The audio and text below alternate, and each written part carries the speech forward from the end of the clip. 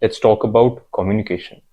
Every relationship that's worth it gets better with communication. So try and communicate with that person. Try and at least let that person know that you are being hurt by their actions.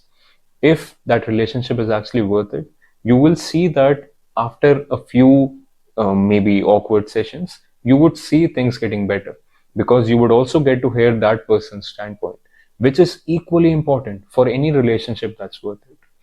However, having said that, I can understand that it's not practical in some relationships to be able to communicate freely with that other person.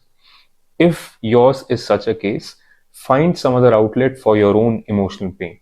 That could be a diary, that could be your own camera. You could record yourself talking about that situation. It could be a friend. It could be a meditative session where you simply letting out your emotions. What I want you to do is to not be bottled up. Because if you bottle up the emotional pain that one toxic relationship is causing you with that one toxic person, it will end up giving an osmosis effect on all the other relationships that you have. And even with people who are actually good for you, you would end up making that relationship toxic yourself.